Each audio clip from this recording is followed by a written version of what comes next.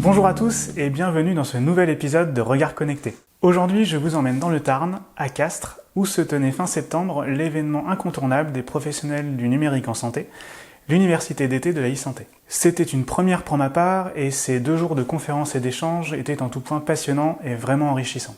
Ma santé 2022, mon espace santé, toutes ces initiatives vont dans le bon sens. Mais qu'en est-il vraiment des usages par les citoyens pendant et surtout après la crise ?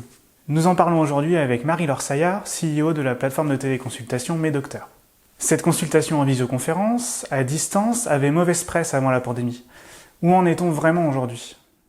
Le premier frein qu'on nous opposait, c'était de dire en fait ça déshumanise le lien avec mon pro de santé ou avec mon patient. Donc ça c'était avant la crise sanitaire où on n'avait pas du tout eu les usages et en fait là on a tous sauté dedans sans trop le vouloir au départ et en fait les premiers témoignages des patients comme des pros de santé ils ont été extrêmement enrichissants pour nous parce que nous on avait beau dire ça ne nuit pas tant qu'il n'y a pas des gens qui l'ont utilisé et qui témoignent. Donc les patients ils disent quoi ? Ils disent en fait mais j'ai été super bien écoutée par le professionnel de santé, c'était formidable. En plus, moi, j'étais dans mon cadre familier, j'avais pas eu le stress du déplacement, et du coup, j'ai eu un pro de santé en face de moi qui était très attentif. Donc voilà, et il y a 95% des Français aujourd'hui qui vraiment sont pour favoriser les usages de la téléconsultation. Et côté pro de santé, moi, j'ai eu 2 témoignages qui m'ont vraiment en plus fort de la crise en fait, parce qu'après il y a comment on fait demain.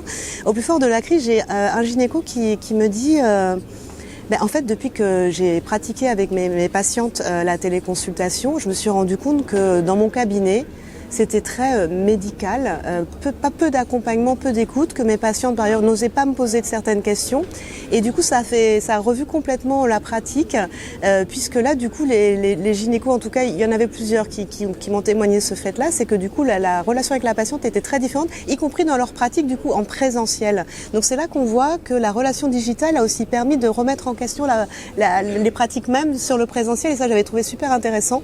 Et puis un psychiatre, parce qu'on voit bien que les usages sur la psychiatrie sont beaucoup développés aussi, qui disait qu'en fait les patients étant dans leur environnement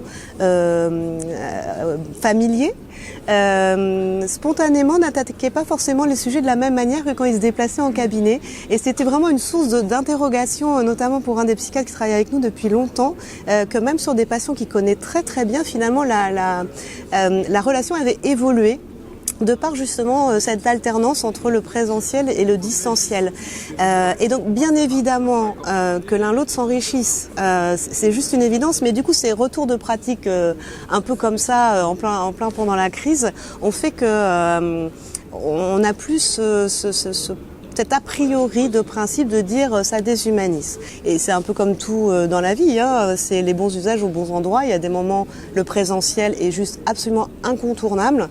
Et puis il y a des moments, si on maîtrise bien les outils et si on maîtrise bien la temporalité du distanciel, le distanciel peut être de bonne qualité et de toute façon parfois suffit et contente aussi bien le patient que le professionnel de santé et apporte la qualité de toute façon requise.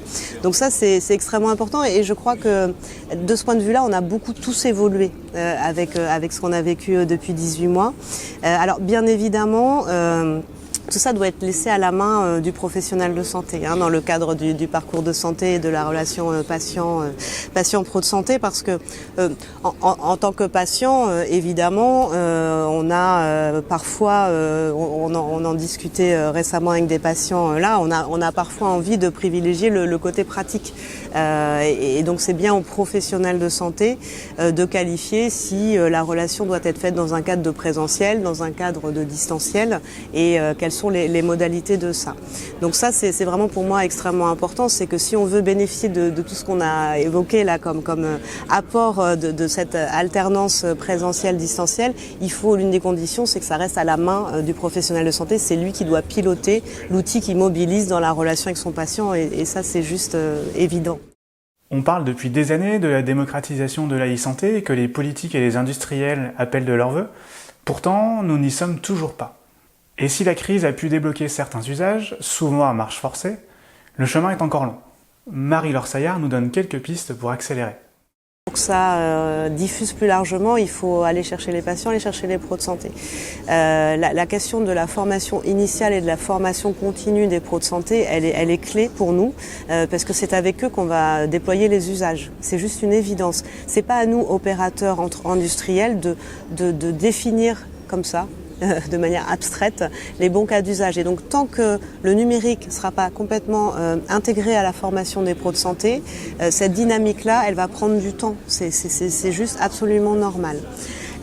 Côté patient, c'est vrai que... alors, sur la télésanté, je pense que là, la crise nous a beaucoup aidés, mais si on va un peu plus largement sur la e-santé, c'est vrai que on imaginait il y a 4-5 ans qu'en 2022, donc demain, tout le monde aurait 10-15 objets connectés, ça monte, machin, ça balance et autres, et on l'a pas vu passer.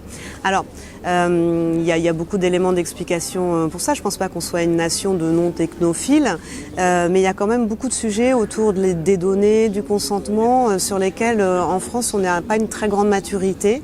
Je ne veux pas dire qu'on est tellement meilleur ailleurs, mais je pense qu'on se pose plus la question en France. En plus, on a eu quand même quelques sujets de fuite de données, hein, y compris pendant la crise sanitaire. On sait bien que c'est des sujets un peu sensibles. Donc ce cadre de confiance-là, il faut le développer. On est prêt à donner à Google pas mal de choses parce que ça nous simplifie les déplacements et autres. Sur la santé, il y a quand même une petite réticence, ce qui est plutôt bon signe. Ça prouve qu'on a un tout petit peu de réflexion. Et du coup, à partir du moment où on saura rassurer collectivement, là c'est vraiment tout l'écosystème sur le cadre et sur la sécurité des données, je pense que là les Français ils y sont prêts et ça va déployer. La confiance, ça ne se commande pas, encore moins lorsqu'il s'agit de la santé des Français. Bien sûr, il y a encore beaucoup de travail à mener sur les interfaces utilisateurs et sur la simplification et l'accessibilité des outils pour les patients. Mais in fine, le juge de paix, c'est bien de faire tester et de faire utiliser pour de vrai, par les patients, ces solutions numériques en santé. Moi, je suis quelqu'un d'assez pragmatique. Je pense que quand on touche du doigt les bénéfices et que du coup on n'a pas peur de faire des erreurs parce qu'on se sent exclu, pas concerné et autres, bon bah les usages y viennent parce que ça va être tellement pratique quand vous allez enfin avoir dans quelques mois accès à toutes vos données de santé, accès à tous vos documents médicaux, à tous vos rendez-vous médicaux dans un seul endroit. Franchement, les Français ils ne peuvent pas ne pas y aller. C'est juste une évidence.